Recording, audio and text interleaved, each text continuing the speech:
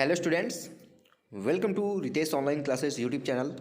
Students, आज की इस वीडियो में आप लोगों को यहाँ पे एनसीईआरटी के क्लास 9th का जो आपका लोकतांत्रिक राजनीति है उसका अध्याय 1 पढ़ाने वाला हूँ, जिसका नाम है लोकतंत्र क्या और लोकतंत्र क्यों। लोकतंत्र क्या है और लोकतंत्र क्यों हमको ज़रूरी है, इसके बारे में इस चैप्टर में पढ़ाया गया है। तो डिटेल में अगर आप लोगों को ये चैप्टर पढ़ना है तो पूरी वीडियो देखिएगा। कम से कम 1 घंटे के आसपास की वीडियो होगी, क्योंकि चैप्टर आपका बड़ा है। आप सभी को पता है, आप पिछली कक्षाओं में सभी लोग पढ़ चुके होंगे संविधान के बारे में, ठीक है, धर्मनिरपेक्षता के बारे में।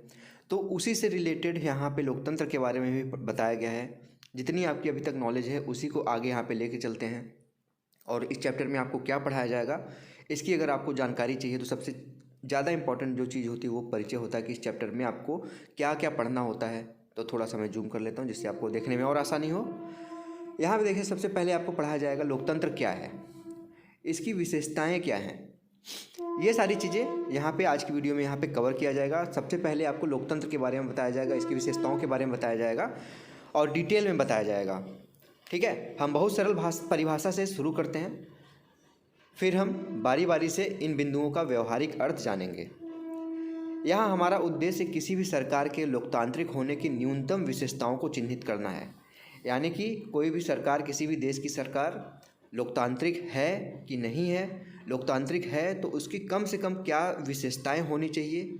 कम से कम, ज़्यादा से ज़्यादा तो हो सकती है, लेकिन हाँ, यहाँ पे जो हमको देखना है वो न्यूनतम विशेषताओं को चिन्हित करना है कि कम से कम ये गुण है तो वो लोकतांत्रिक तो है।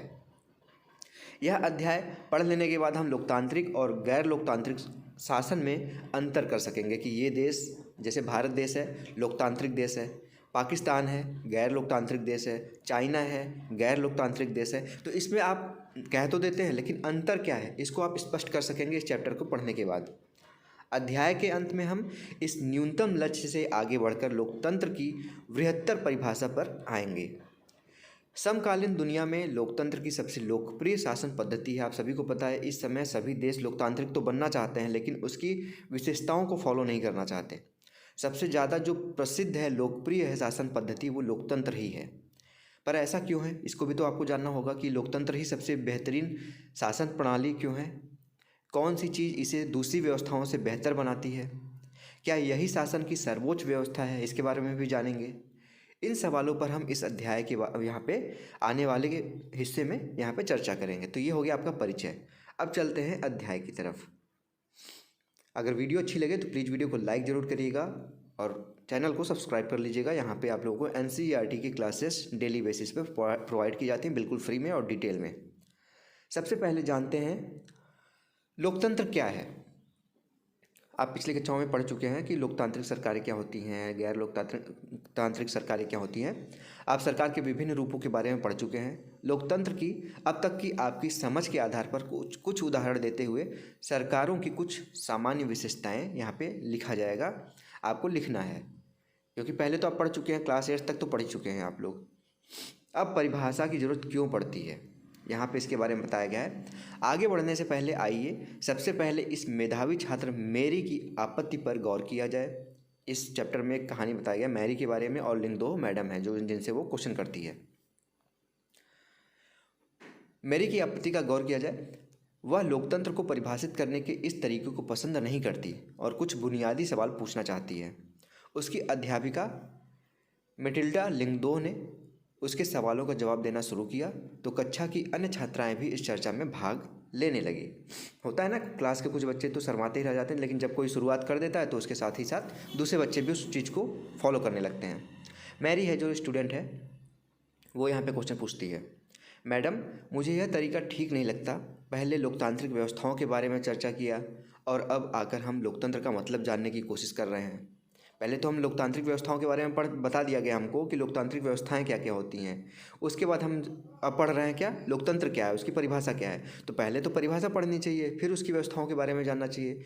मेरी कहने का मतलब है कि इस काम को ही पहले करना था, और पहले अध्याय वाली पढ़ाई अब ऐसी यहाँ पे ठीक नहीं होता। भाई अब किसी चीज़ को आपको जानना है, अगर कोई क्वेश्चन कर रहे हैं आप, तो पहले उसके फॉर्मूले को जानेंगे ना, तभी तो आप जाके उसके क्वेश्चन को करेंगे। ऐसा तो नहीं क्वेश्चन कर लिए फिर फार्मूले को जान रहे हैं। तो यही मैरी कह रही है यहाँ पे। तो लिख दो मैडम उसको क्या बता रही हैं, देखिए। तुम्हारी बातों में तो दम है, पर क्या हम अपने सामान्य जीवन में भी ऐसा नहीं करते? क्या हम कलम, बरसात या प्रेम जैसे शब्दों का उपयोग करने से पहले इसकी परिभाषा स्पष्ट करना जरूरी मानते हैं? जरा सोचो, क्या हमारे पास इन शब्दों की बहुत स्पष्ट सर्वमान्य परिभाषा है?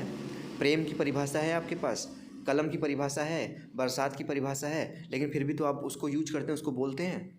मैडम का कहने का मतलब ये है, उन्होंने ये तो कहा कि मैरी जो तुम बोल रही हो वो तो सही है, अच्छी बात, अच्छी तरीके से क्वेश्चन पूछ रही हो, अच्छा बोल रही हो, लेकिन ज़रूरी नहीं कि आप किसी चीज़ को जानने से पहले उसकी परिभाषा जानें। आप जनरल लाइफ में भी ऐसे बहुत से शब्द बोलते हैं जिनकी परिभाषा आपको स्पष्ट रूप से नहीं पता होती, फिर भी आप उन शब्दों का प्रयोग करते हैं। फिर मैरी बोलती है, फिर परिभाषा की ज़रूरत ही क्यों है? फिर लिंग दो मैडम बोलती है, हमें परिभाषा की ज़रूरत तभी पड़ती है जब हमें किसी शब्द का उपयोग करने में परेशानी होती है। हमें बारिश की परिभाषा ज़रूरत तभी होती है जब हमें बूंदाबांदी और बादल फटने जैसी स्थिति और सामान्य बरसात में फ़र्क करना होता है। लोकतंत्र पर भी यही बात लागू होती है। हमें इसके, यहाँ पे देखिए ऊपर की तरफ बताया गया इसके आगे, हमें इसके लिए भी स्पष्ट परिभाषा की ज़रूरत है, क्योंकि लोग इस शब्द का प्रयोग अलग अलग अर्थों के लिए करने लगे हैं। बहुत अलग अलग तरह की सरकारें भी खुद को लोकतांत्रिक कहने लगी है। सॉरी। अब पाकिस्तान भी अपने आप को लोकतांत्रिक कहने लगे, तो उसको ये बताने के लिए कि तुम भाई लोकतांत्रिक नहीं हो, कुछ चीज़ें आपको क्लियर होनी चाहिए, तभी तो आप उसको कह सकते हैं कि यार तुम तो लोकतांत्रिक नहीं हो, ये फॉलो नहीं करते तुम। ठीक। रिपब्लिक ऑफ चाइना, चाइना अपने आप को रिपब्लिक कहती है, लेकिन क्या वो शुद्ध रूप में लोकतांत्रिक है, डेमोक्रेटिक है? नहीं है, क्योंकि वहाँ पे लोगों को चुनाव, एक ही पार्टी बार बार राष्ट्रपति बनाई जा रही है, शी जिनपिंग लगातार राष्ट्रपति बने जा रहे हैं। ऐसा होता है क्या लोकतंत्र में? ठीक। रिव्यांग है आप दूसरा स्टूडेंट यहाँ पे। लेकिन हमें परिभाषा बनाने की ज़रूरत ही क्या है? एक दिन आपने हमें अब्राहम लिंकन का एक वाक्य सुनाया था, लोगों के लिए, लोगों की और लोगों के द्वारा चलाने वाली शासन व्यवस्था ही लोकतंत्र है। अब्राहम लिंकन का ये बहुत ज़्यादा फेमस परिभाषा है। लोगों के लिए, लोगों की और लोगों के द्वारा चलाई जाने वाली शासन व्यवस्था को लोकतंत्र कहते हैं। ठीक है, उन्होंने कहा था। मेघालय में हम स्वयं पर राज करते रहे हैं, इसे सभी लोग मानते भी हैं। हमें इसमें बदलाव करने की क्या ज़रूरत है? तो लिंगदो मैडम कहती हैं, मैं यह नहीं कहती कि इसमें बदलाव करने की ज़रूरत है, मुझे भी यह परिभाषा बहुत सुंदर लगती है। जब तक हम इस मसले पर खुद से विचार न करें, तब तक यह तय नहीं करना मुश्किल होगा कि लोकतंत्र की सर्वोच्च परिभाषा क्या है, जो सर्वमान्य है। हमें किसी भी चीज़ को सिर्फ इसी आधार पर स्वीकार नहीं कर लेना चाहिए कि किसी बहुत नामी गिरामी आदमी ने उसके लिए बहुत कुछ अच्छा कहा है, या सभी लोग उसे ही मानते हैं। उसका सही क्या है उसको जानना जरूरी है, ना कि कोई फेमस व्यक्ति कोई वर्ड बोल दिया तो उसी को हम सच मान लें। अब दूसरा स्टूडेंट है योलांदा, मैडम क्या मैं कुछ कह सकती हूँ? हमें कोई परिभाषा तलाशने की ज़रूरत नहीं है। मैंने कहीं पढ़ा है कि डेमोक्रेसी यूनानी शब्द डेमोक्रेसिया से बना है। यूनानी में डेमोस का अर्थ होता है लोग और क्रेसिया का अर्थ होता है शासन। इस प्रकार डेमोक्रेसी अर्थात लोकतंत्र का अर्थ लोगों का शासन, यही सही अर्थ है। फिर परिभाषा की क्या ज़रूरत है? तो लिंगदो मैडम कहती हैं, इस सवाल पर विचार करने का यह बहुत उपयोगी तरीका है। अब यहाँ पे देखिए, धीरे धीरे मैं पढ़ा रहा हूँ, एक एक चीज़ें पढ़ के बता रहा हूँ, जिससे आप लोग अगर कुछ समय दे रहे हैं तो आप लोगों को कोई भी चीज़ मिस ना हो, एक एक चीज़ आप उस चैप्टर से वाकिफ़ हो। लिंगदो मैडम कहते हैं, इस सवाल पर विचार करने का यह बहुत उपयोगी तरीका है, पर मैं इतना कहूँगी कि सिर्फ शब्द की उत्पत्ति से उसकी परिभाषा निकालने का तरीका हरदम उपयोगी नहीं रहता। शब्द का अर्थ हमेशा अपने मूल से जुड़ा या बंधा नहीं रहता, समय पर प्रयोग के साथ साथ उसका अर्थ बदलता रहता है। अब कंप्यूटर शब्द को ही ले लीजिए, यह कंप्यूटिंग अर्थात गणना शब्द से बना है। मुश्किल गणनाओं को सरल करने के लिए बने यंत्र को कंप्यूटर कहा जाता है। दरअसल ये बहुत शक्तिशाली कैलकुलेटर थे, पर आज जो है शायद ही कोई इस अर्थ में कंप्यूटर का शब्द प्रयोग करता हो। अब तो कंप्यूटर का उपयोग लिखने, पढ़ने, डिजाइन बनाने, संगीत बनाने, सुनने और फिल्म देखने के लिए यहाँ पे किया जाता है। शब्द वही है लेकिन अर्थ बदल गया है समय के साथ। ऐसी स्थिति में शब्दों के मूल अर्थ पर ही भरोसा करना बहुत उपयोगी नहीं होता। तो फिर मैरी आती है यहाँ पे। मैरी बोलती है, मैडम आपके कहने का मतलब यह है कि इस विषय पर खुद सोचने का कोई शॉर्टकट नहीं है, हमें इसके अर्थ पर गौर करना ही होगा और इसकी परिभाषा गढ़नी ही होगी। तो लिंग दो मैडम कहती है, एकदम सही। इसलिए आओ अब यह काम कर ही डालें, यानी कि परिभाषा पढ़ ही डालें, खुद करें, खुद सीखें। यहाँ पे देखिए, यहाँ पे इसके बारे में बताया। आइए लिंग दो मैडम की बात को गंभीरता से लें और कलम, बारिश और प्रेम जैसे सदा प्रयोग होने वाले साधारण शब्दों की ठीक ठीक परिभाषा लिखने की कोशिश करें। जैसे क्या कलम की कोई ऐसी स्पष्ट परिभाषा है जो उसे पेंसिल, ब्रश, हाइलाइटर या मार्कर से अलग करती है? तो यहाँ पे आप लोगों का कार्य है कलम और क्या था, बारिश और प्रेम की परिभाषा आप लोगों को देखनी है, एग्जैक्ट परिभाषा। एक सरल परिभाषा है, आइए उस चर्चा पर फिर से गौर करें जो खुद को लोकतांत्रिक बताने का दावा करने वाली सरकारों के बीच समस्या यहाँ पे समानताओं और असमानताओं से जुड़ी थी। सभी लोकतांत्रिक व्यवस्थाओं की पहचान के लिए एक बहुत ही सरल पैमाना था, लोगों के पास अपनी सरकार चुनने का अधिकार होना। इसलिए हम एक सरल परिभाषा के रूप में कह सकते हैं कि लोकतंत्र शासन का एक ऐसा रूप है जिसमें शासकों का चुनाव लोग करते हैं, यानी हम लोग करते हैं, आप करते हैं। जो शासक होगा, जो यहाँ पे अधिकार करेगा, जो लोगों की देख रेख करेगा, उसका चुनाव कौन करेगा? हम करेंगे, जनता करेगी, लोग करेंगे। ठीक है। अब इसके बाद देखिए यहाँ पे यह एक उपयोगी शुरुआत है। यह परिभाषा बहुत स्पष्ट ढंग से लोकतांत्रिक और गैर लोकतांत्रिक शासन व्यवस्थाओं में अंतर कर देती है। म्यांमार के सैनिक शासकों का चुनाव लोगों ने नहीं किया। अभी जो यहाँ पे म्यांमार में चल रहा है, वहाँ पे क्या चल रहा है? वहाँ पे सेना शासन कर रही है, तो उसका चुनाव क्या जनता ने किया? नहीं, सेना ने खुद वहाँ पे हक बना लिया अपना, वहाँ पे अधिकार कर लिया है ज़बरदस्ती। जिन लोगों का सेना पर नियंत्रण था वे देश के शासक बन गए। शासक के फैसले में लोगों की कोई भागीदारी नहीं है। पिनोस यानी कि जो चिले हैं जैसे देश, जैसे तानाशाहों का चुनाव लोग नहीं करते। यही बात राजशाहियों पर भी लागू होती है। सऊदी अरब में के साथ जो है लोग द्वारा शासक नहीं चुने जाते, बल्कि राज परिवार में जन्म, जैसे वहाँ पे राजा का पुत्र जो है वही वहाँ पे शासन चलाएगा, तो वहाँ पे लोकतंत्र उसको नहीं कह सकते। ठीक है। लेकिन यह सरल परिभाषा पूर्ण या पर्याप्त नहीं है। इससे हमें यह समझ में आता है कि लोकतंत्र का मतलब लोगों का शासन है, पर इस परिभाषा का प्रयोग यदि हमने बिना सोचे समझे किया तो फिर उन सभी सरकारों को लोकतांत्रिक कहना पड़ेगा जो चुनाव करवाती हैं, और फिर हम सभी नतीजे पर नहीं पहुंच पाएंगे। यानी कि जहाँ पे चुनाव होता है, लेकिन हमने ये तो कह दिया कि चुनाव होता है, वहाँ पे सरकार लोग चुनते हैं, लेकिन हो सकता है उसमें पक्षपात होता हो। ठीक है। पाकिस्तान में भी चुनाव होता है, होने वाला है फरवरी में, 8 फरवरी को। तो क्या वो लोकतांत्रिक कहलाएगा अपने आप को? नहीं कहलाएगा, क्योंकि क्या है वहाँ पे? अभी देखिए यहाँ पे एक पार्टी है इमरान खान की, ठीक है, तो वो अपना प्रचार करने के लिए एक ऑनलाइन, कल ही की बात है ये वो ऑनलाइन सर्वे वो करा रहे थे, क्या कहते हैं उसको, जलसा कहते हैं जिसको, प्रदर्शन टाइप का। तो उस पर ही सरकार ने रोक लगा दिया और वहाँ पे इमरान खान जेल में है। तो क्या उसको लोकतंत्र कहेंगे? ऐसा नहीं होता कि हाँ जनता के द्वारा चुनी जा रही है सरकार तो आप उसको सिर्फ लोकतंत्र उसी को कह दें। तो उसके लिए परिभाषा को और अच्छे से जानने की ज़रूरत है। जैसे कि हम अध्याय 3 में देखेंगे कि समकालीन दुनिया की हर सरकार, चाहे वह लोकतांत्रिक हो या न हो, खुद को लोकतांत्रिक कहलाना चाहती है, क्योंकि उससे दूसरे देशों का उस पर अच्छा प्रभाव पड़ता है। इसलिए हमें असली लोकतंत्र और दिखावटी लोकतंत्र वाली सरकारों के बीच सावधानीपूर्वक फर्क करना होगा। यह काम हम तभी कर पाएंगे जब हम इस परिभाषा के एक एक शब्द को सावधानी से समझें और लोकतांत्रिक सरकारों की विशेषताओं को जानें। अब यहाँ पे देखेंगे आगे डेमोक्रेसी, देखिए लिखा हुआ है ना, लोकतंत्र का इंग्लिश रूपांतरण डेमोक्रेसी होता है। अब हम इसके बाद पढ़ने वाले हैं लोकतंत्र की विशेषताओं के बारे में। थोड़ा सा जूम कर लेता हूँ। जो सेकंड पॉइंट स्टार्टिंग में परिचय में मैंने आप लोगों को बताया था, लोकतंत्र की विशेषताएं। तो अब इसके बारे में पढ़ते हैं कि लोकतंत्र की क्या क्या विशेषताएं होती हैं। हमने सरल परिभाषा के साथ शुरुआत की कि लोकतंत्र शासन का एक रूप है जिसमें जनता शासकों का चुनाव करती है। इससे अनेक सवाल उठ खड़े होते हैं। इस परिभाषा के अनुसार शासक कौन है? किसी सरकार को लोकतांत्रिक कहे जाने के लिए उसके किन अधिकारियों का चुना हुआ होना आवश्यक है? लोकतंत्र में वे कौन से फैसले हैं जो बिना चुने हुए अधिकारी भी ले सकते हैं? किस तरह के चुनाव को लोकतांत्रिक चुनाव कहते हैं, किसी चुनाव को लोकतांत्रिक कहने के लिए किन शर्तों को पूरा किया जाना जरूरी है, कौन लोग शासकों का चुनाव कर सकते हैं या खुद शासक चुने जा सकते हैं, क्या इसमें प्रत्येक नागरिक का बराबरी की हैसियत से भाग लेना जरूरी है, क्या कोई लोकतांत्रिक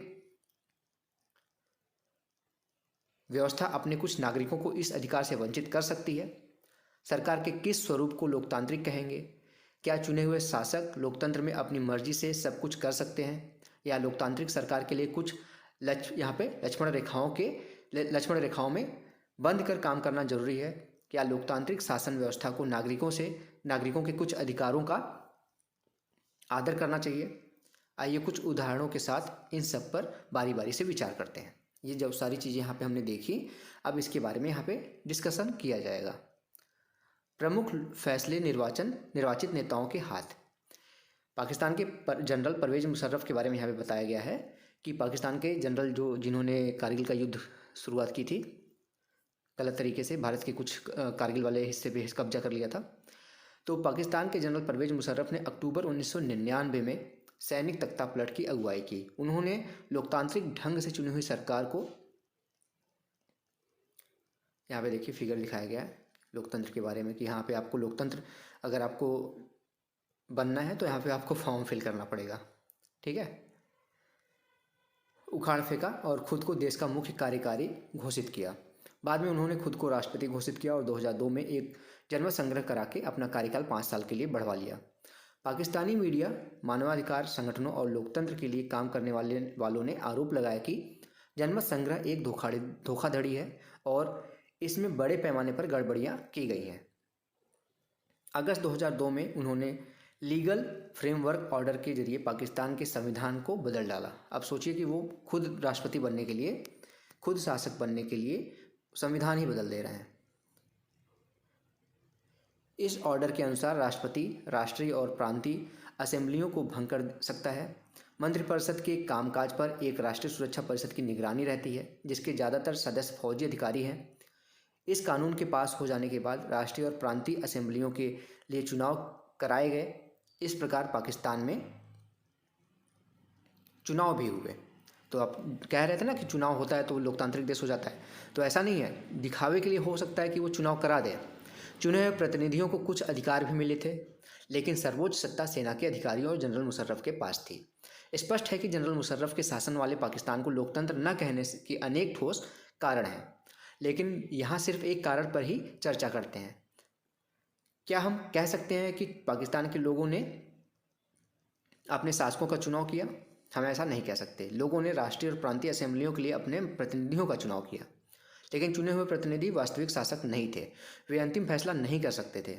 अंतिम फैसला सेना के अधिकारियों और जनरल मुशर्रफ के हाथ में था, जो जनता द्वारा नहीं चुने गए थे। ऐसा तानाशाही और राजशाही वाली अनेक शासन व्यवस्थाओं में होता है। वहाँ औपचारिक रूप से चुनी हुई सरकार तो होती है, संसद और सरकार तो होती है, पर असली सत्ता उन लोगों के हाथ में होती है जिन्हें जनता नहीं चुनती है। कुछ देशों में असली ताकत विदेशी शक्तियों के हाथ में रहती है, न कि चुने हुए प्रतिनिधियों के हाथ में। ऐसे लोगों का शासन नहीं कहा जा सकता कि वो शासन कर रहे हैं, ठीक है। इससे हम लोकतांत्रिक शासन व्यवस्था की पहली विशेषता पर पहुंचते हैं। लोकतंत्र में अंतिम निर्णय लेने की शक्ति लोगों द्वारा चुने हुए प्रतिनिधियों के पास ही होनी चाहिए। जैसे भारत है, हमने श्री नरेंद्र मोदी जी को चुन के प्रधानमंत्री बनाया, तो यहाँ पे उनके पास ताकत है कि कोई भी यहाँ पे निर्णय ले रहे हैं तो उनके ऊपर है, वो ले पा रहे हैं निर्णय, जिनको हमने चुन के वहाँ पे प्रधानमंत्री की कुर्सी पे बैठाया है।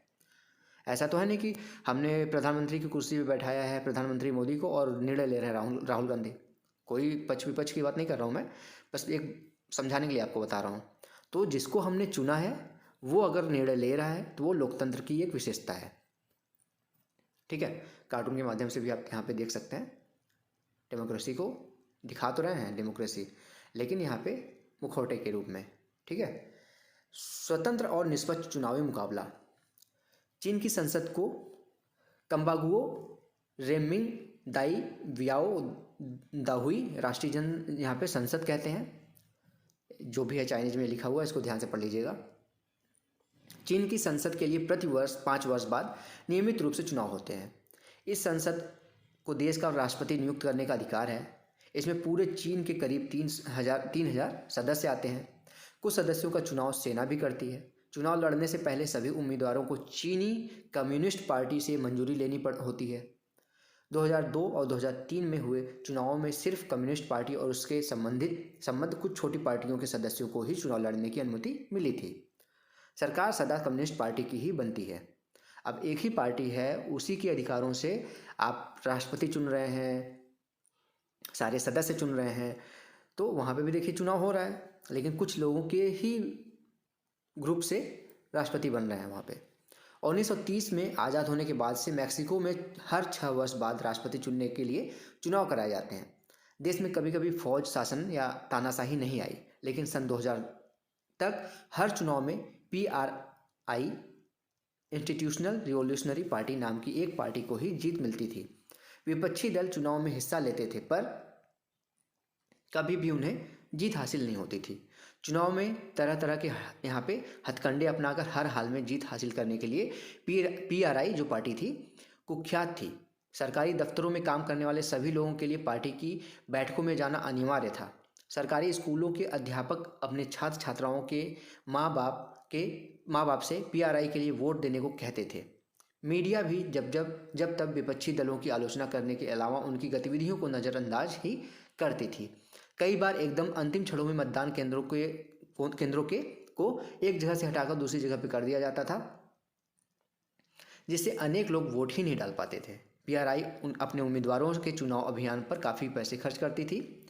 क्या हम ऊपर वर्णित चुनावों को लोगों द्वारा अपना शासक चुनने का उदाहरण मान सकते हैं? इन उदाहरणों को पढ़ने के बाद तो यही लगता है कि हम ऐसा नहीं कर सकते। यहाँ काफ़ी सारी समस्याएं हैं। चीन के चुनाव में, अभी समझाता हूँ, मैं सारी चीज़ें पढ़ लेता हूँ। तो चीन के चुनाव में लोगों के सामने कोई वास्तविक और गंभीर विकल्प ही नहीं होता। जब एक ही पार्टी के लोग हैं तो किनको आप वोट देंगे? उन्हीं को वोट देंगे। जब पक्ष होगा तभी तो आपके पास चुनाव करने का ऑप्शन होगा। जब हर तरफ पक्ष ही पक्ष है तो चुनेंगे किसको? लोगों को शासक दल या उसके द्वारा स्वीकृत उम्मीदवारों को ही वोट देना होता है। क्या हम इसे मनपसंद चुनाव कह सकते हैं? मैक्सिको के मामले में ऐसा लगता है कि कहने को विकल्प होते हुए भी असल में वहाँ की जनता के पास कोई दूसरा विकल्प न था। किसी भी तरह वहाँ शासक दल को पराजित नहीं किया जा सकता था, ठीक है, क्योंकि एक ही दल बार बार जीत रहा था। चाहे वो जिस तरीके से जीत रहा हो, साम दाम दंड भेद जिस तरीके से भी जीत रहा हो, पैसा दे के जीत रहा हो, लेकिन उसको पराजित करना मुश्किल था। लोगों के चाहने पर भी यहाँ पे उनके पास कोई भी चुनाव चुनने का ऑप्शन नहीं था। तो इसको क्या कह सकते हैं? वहाँ हुए चुनाव निष्पक्ष हैं? बिल्कुल नहीं। तो वहाँ पे चुनाव जो हुए थे वो निष्पक्ष नहीं थे। इस प्रकार अब हम लोकतंत्र की अपनी समझ में एक अन्य विशेषता या गुण को जोड़ सकते हैं। लोकतंत्र के लिए सिर्फ चुनाव कराना ही पर्याप्त नहीं होता।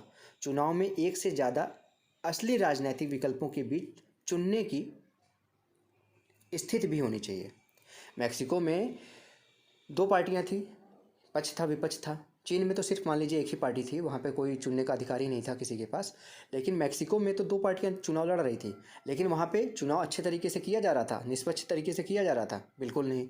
तो ज़रूरी नहीं कि 2 पार्टियाँ हों तो आप कह सकते हैं कि वहाँ पर लोकतंत्र है, ठीक है।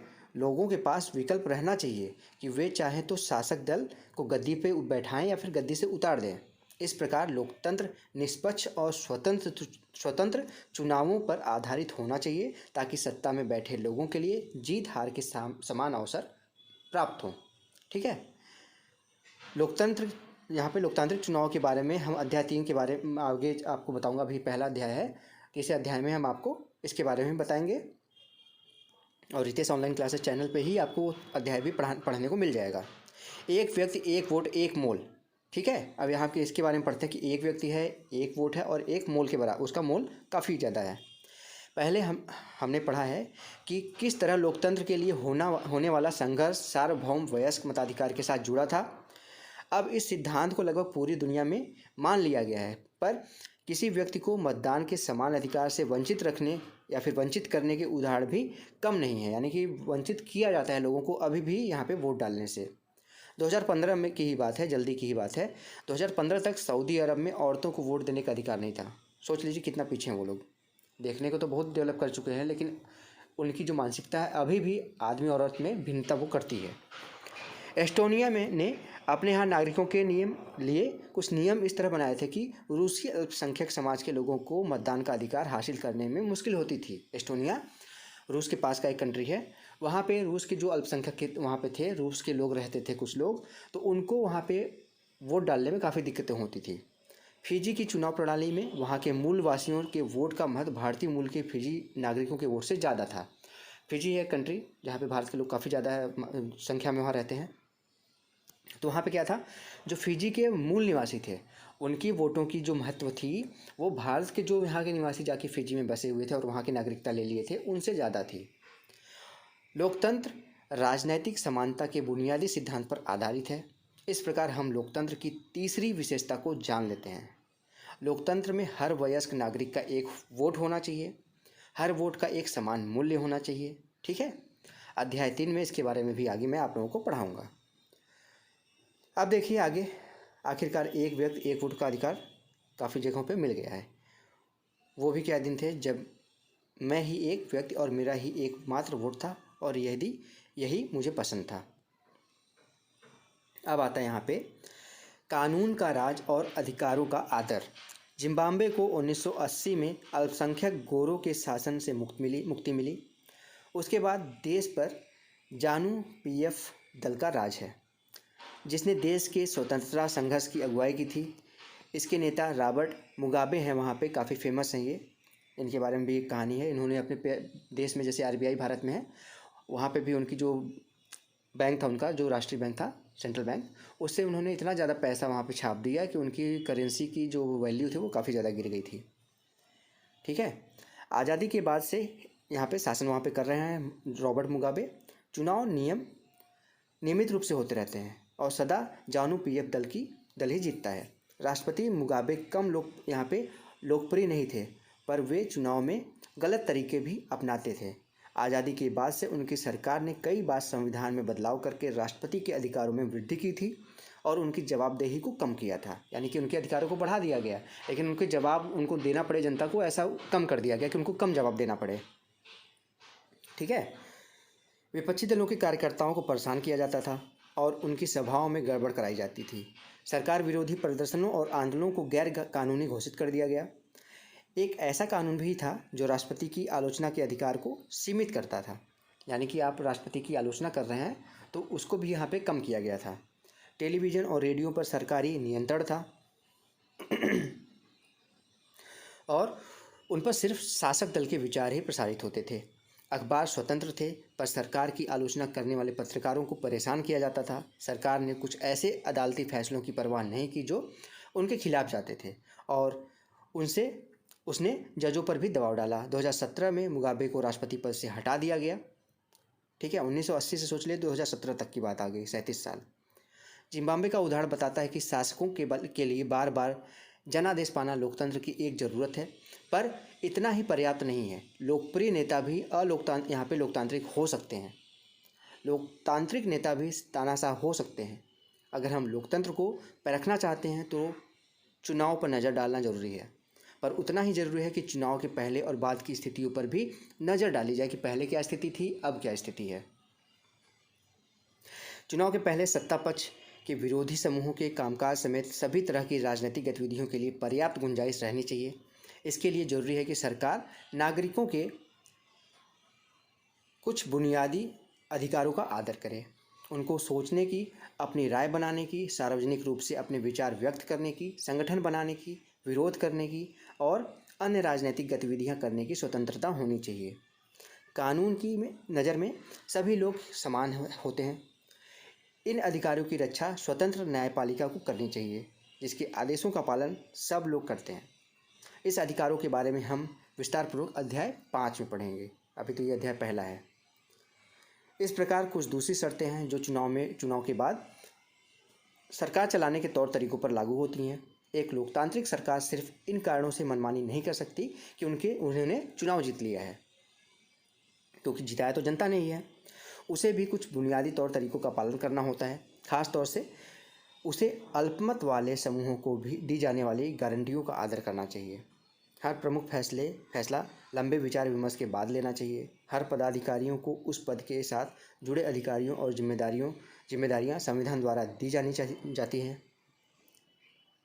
ये सभी न सिर्फ जनता के प्रति उत्तरदायी हैं बल्कि अन्य स्वतंत्र अधिकारों के प्रति भी उनका जवाबदेही होता है।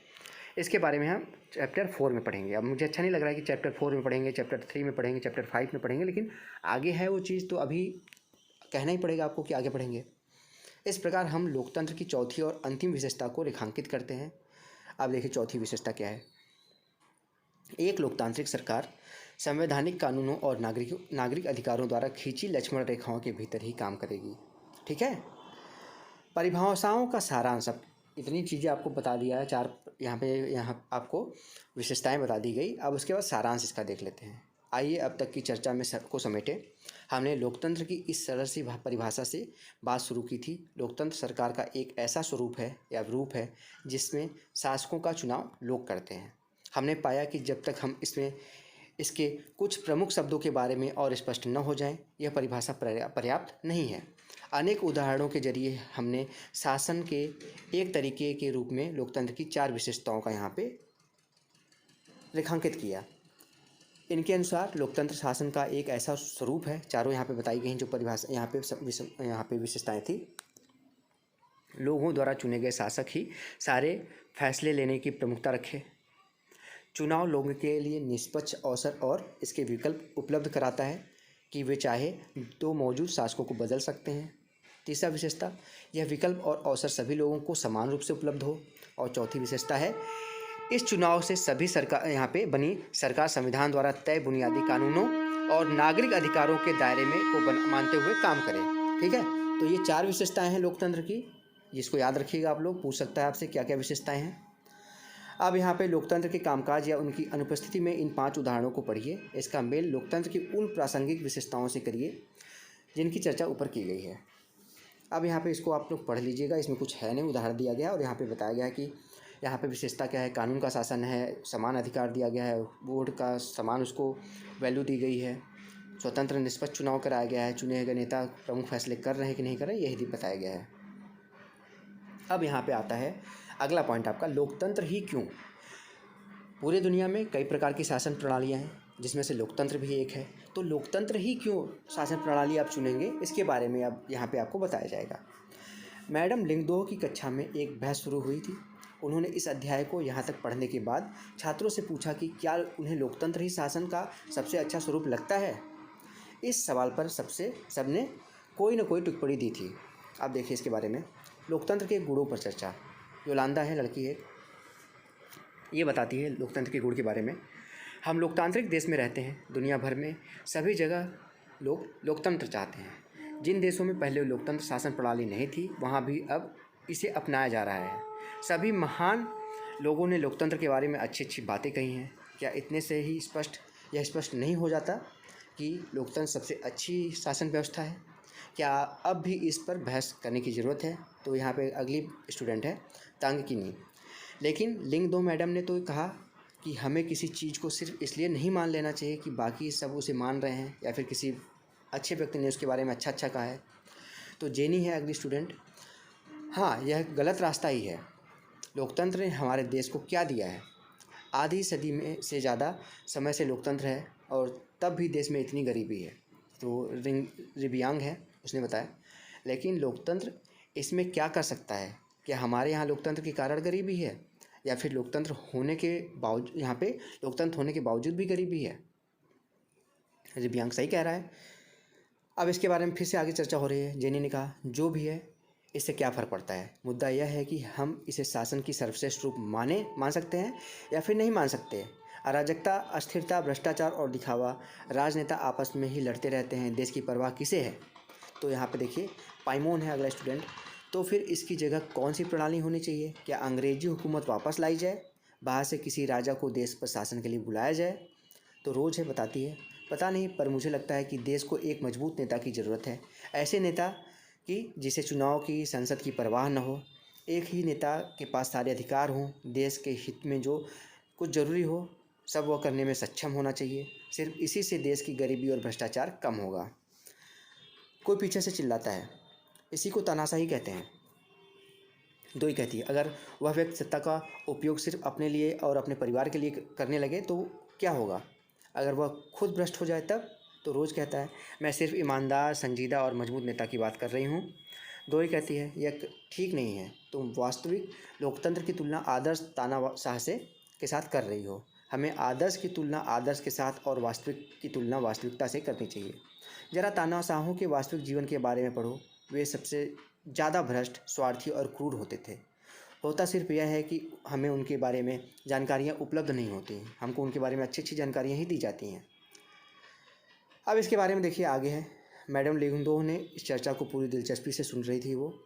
अब उन्होंने हस्तक्षेप किया, तुम सब लोग इतने मगन होकर इस बहस में लगे थे, यह देखकर मुझे काफ़ी खुशी मिली।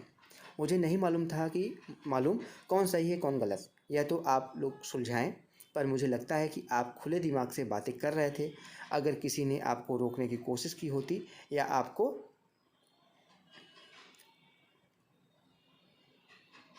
बात करने के लिए सज़ा दी होती तो निश्चित रूप से आपको बुरा लगता।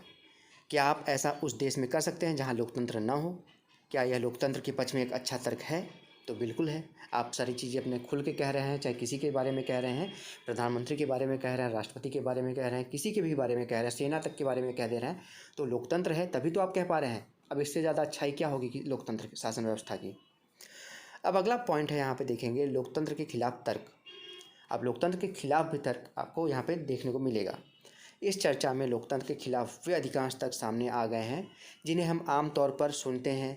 ये तर्क कुछ इस प्रकार होते हैं, लोकतंत्र में नेता बदलते रहते हैं, इससे अस्थिरता पैदा होती है। लोकतंत्र का मतलब सिर्फ राजनीतिक लड़ाई और सत्ता का खेल है, यहाँ नैतिकता की कोई जगह नहीं है। लोकतांत्रिक व्यवस्था में इतने सारे लोगों से बहस और चर्चा करनी पड़ती है कि हर फैसले में देरी होती है। अगला है, चुने हुए नेताओं को लोगों के हितों का पता नहीं होता, इसके चलते खराब फैसले होते हैं। लोकतंत्र में चुनावी लड़ाई महत्वपूर्ण और खर्चीली होती है, इसलिए इससे भ्रष्टाचार होता है। अगला पॉइंट है, सामान्य लोगों को पता नहीं होता कि उनके लिए क्या चीज़ अच्छी है और क्या चीज़ बुरी, इसलिए उन्हें किसी चीज़ का फैसला नहीं करना चाहिए। क्या लोकतंत्र के खिलाफ कुछ और भी बातें हैं जो आपके मन में रह गई हैं? इनमें से कौन सा तर्क मुख्य रूप से लोकतंत्र पर ही सही लागू है? इनमें से कौन सा तर्क किसी भी तरह की सरकार द्वारा सत्ता का दुरुपयोग करने के मामले में लागू नहीं होता? इनमें से किस तर्क से आप सहमत हैं? अब यहाँ पे देखिए आता है आपका, निश्चित रूप से लोकतंत्र सभी समस्याओं को खत्म करने वाला जादू की छड़ी नहीं है। लोकतंत्र ने हमारे देश में या दुनिया में अन्य हिस्सों में भी गरीबी नहीं मिटाई है। सरकार के स्वरूप के तौर पर लोकतंत्र सिर्फ एक बुनियादी चीज़ को देखता है कि लोग अपने बारे में खुद फैसले करें। इससे इस बात की गारंटी नहीं हो जाती कि उनके फैसले अच्छे ही हों। लोग गलतियां भी कर सकते हैं। इन फैसलों में लोगों को भागीदार बनाने से फैसलों में देरी होती है। यह भी सही है कि लोकतंत्र में जल्दी जल्दी नेतृत्व परिवर्तन होता है। कई बार बड़े फैसलों और सरकार की कार्यकुशलता पर भी सवाल उठाया जाता है, बुरा असर होता है इसका। इन तर्कों से यह लगता है कि हम लोकतंत्र का जो रूप देखते हैं वह सरकार का आदर्श स्वरूप नहीं हो सकता। वह वास्तविक जीवन में हमारे सामने यह सवाल नहीं होता। वहाँ सवाल यह होता है कि क्या हमारे पास सरकार के स्वरूप के जो विकल्प उपलब्ध हैं उनमें लोकतंत्र किसी भी दूसरे से बेहतर है कि नहीं। कई शासन प्रणालियाँ हैं। अब जाहिर सी बात है कि लोकतंत्र आपका जादू की छड़ी नहीं है कि आपकी गरीबी दूर कर देगा, भ्रष्टाचार मिटा देगा। लेकिन ये कंपेयर करिए कि जो दूसरी शासन प्रणालियाँ हैं क्या उससे लोकतंत्र बेहतर है कि नहीं। तो वहाँ पे आप पाएंगे कि लोकतंत्र बाकी शासन प्रणालियों से, तानाशाही से तो बहुत ही अच्छा है। ठीक है, लोकतंत्र के पक्ष में तर्क यहाँ बताया गया है।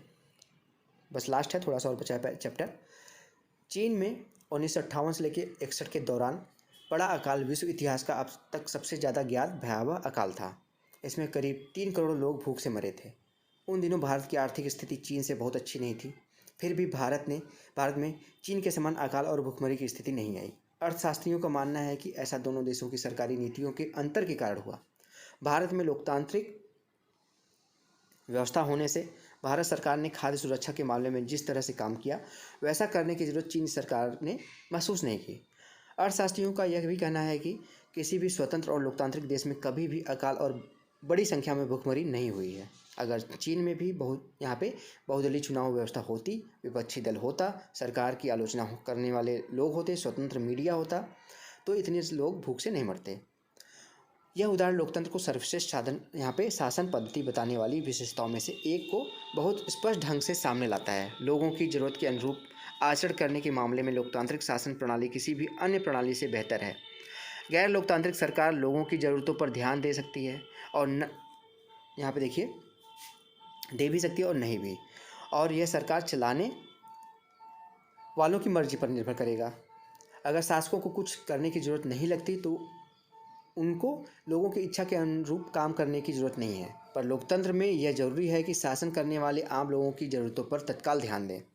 लोकतांत्रिक शासन पद्धति दूसरों से बेहतर है क्योंकि यह शासन का अधिक जवाबदेही वाला स्वरूप है। यहाँ पे अन्य लोगों से, अन्य शासन प्रणाली से इसलिए अच्छा है क्योंकि यहाँ पे आप जवाब मांग सकते हैं।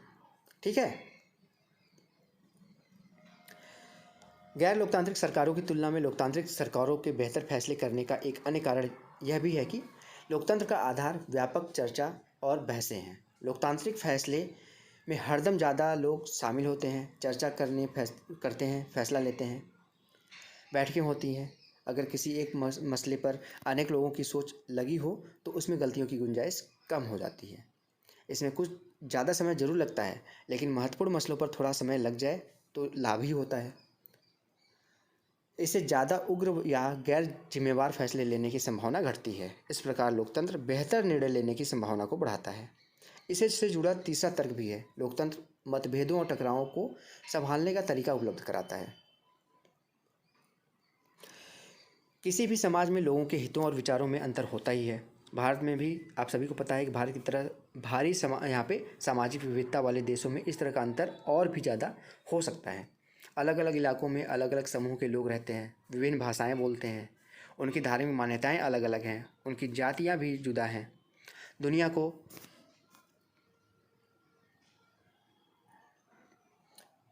ये सभी अलग अलग दृष्टिकोण में से देखते हैं और अपनी पसंद में भी अंतर है उनके।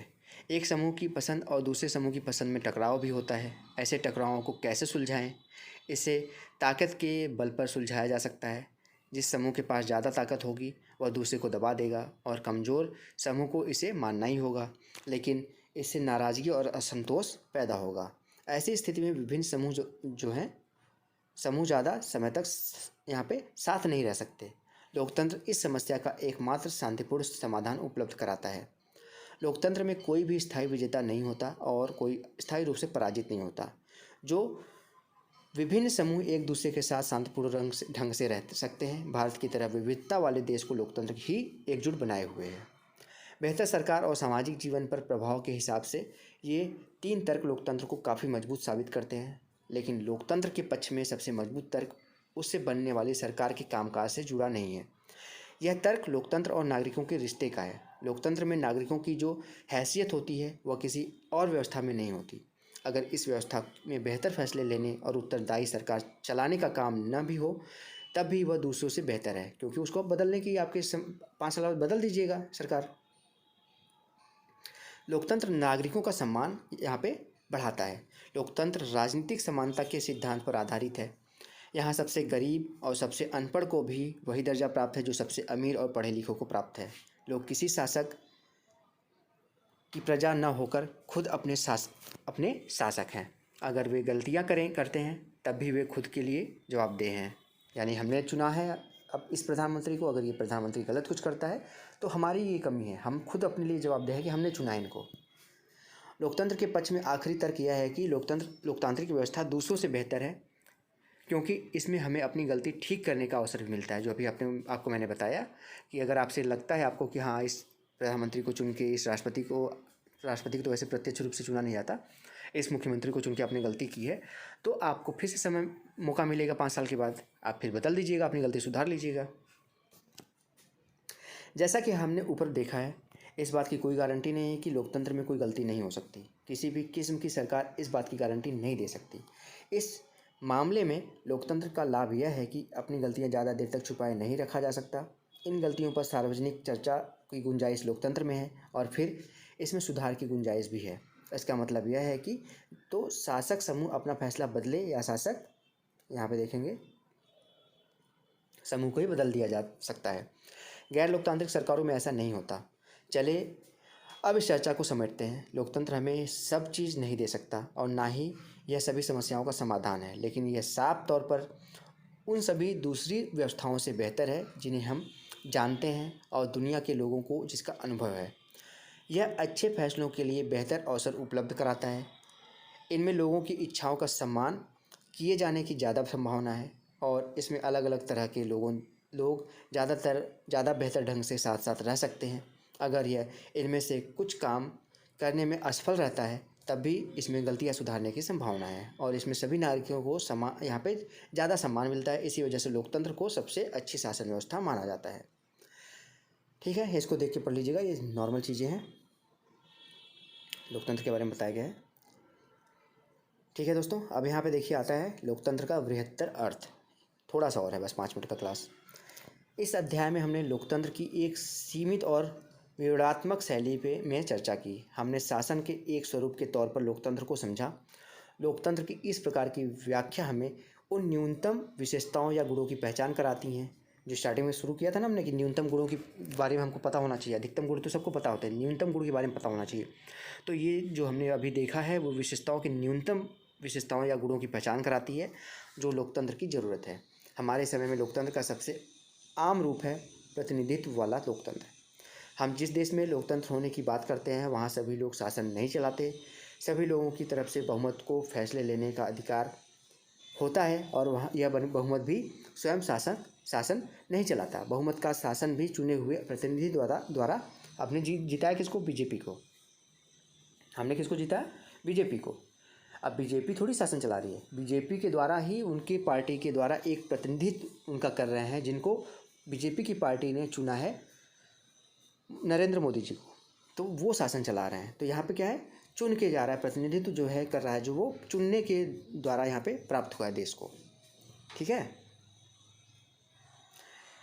आधुनिक लोकतांत्रिक शासन व्यवस्था में इतने अधिक लोग होते हैं कि हर बात के लिए सबको साथ बैठाकर सामूहिक फैसला कर पाना संभव ही नहीं हो सकता। भाई करोड़ों लोग हैं यहाँ पे, अरबों लोग हैं। अब सबको बैठा के थोड़ी कि हाँ आपको कौन पसंद है, आपको कौन पसंद है, आप चुनेंगे, वो चुन के जाएगा, फिर वो चुनेगा, ऐसे होगा। अगर यह संभव हो तब भी हर नागरिक के पास हर फैसले में भाग लेने का समय, इच्छा और या योग्यता या कौशल नहीं होता। इसमें हमें लोकतंत्र की स्पष्ट लेकिन न्यूनतम ज़रूरत समझ मिलती है। इस स्पष्टता से हमें लोकतांत्रिक और अलोकतांत्रिक सरकारों में अंतर करने में मदद मिलती है, लेकिन इससे हमें एक सामान्य लोकतंत्र और एक अच्छे लोकतंत्र में के बीच अंतर करने की क्षमता मिल जाती है। इससे हम लोकतंत्र को सरकार से परे जाकर नहीं समझ पाते। इसके लिए हमें लोकतंत्र के बृहत्तर अर्थ को समझना होगा। ठीक है, देखिए टीवी है, सब लोग देख रहे हैं यहाँ पे। ठीक है, देख लीजिएगा इसको। अब यहाँ पे लास्ट ये आपका स्लाइड है। कई बार हम लोकतंत्र का प्रयोग सरकार से अलग संगठनों के लिए करते हैं। ज़रा इन कथनों पर गौर करिए। यहाँ पे देखिए, अब यहाँ पे बताया गया है कथन, हम लोगों का परिवार काफ़ी लोकतांत्रिक है। जब भी फैसला करना होता है तो हम सभी साथ बैठकर आपसी सहमति से फैसले लेते हैं। फैसले में मेरे विचार का उतना ही महत्व होता है जितने मेरे पिताजी का। अगला पॉइंट है यहाँ पे, मुझे वे शिक्षक नापसंद है जो कक्षा में छात्रों को बोलने और सवाल पूछने की इजाज़त नहीं देते। मैं तो ऐसे शिक्षक पसंद करूंगा जो लोकतांत्रिक मानसिकता का हो। अगला पॉइंट है, एक नेता और उसके परिवार के लोग इस पार्टी के सारे फैसले करते हैं, वे क्या लोकतंत्र की बात करेंगे? जब पारिवारिक पार्टी हो जाएगी तो लोकतंत्र की बात क्या करेंगे? वो परिवार की बात करेंगे। समझ रहे हैं?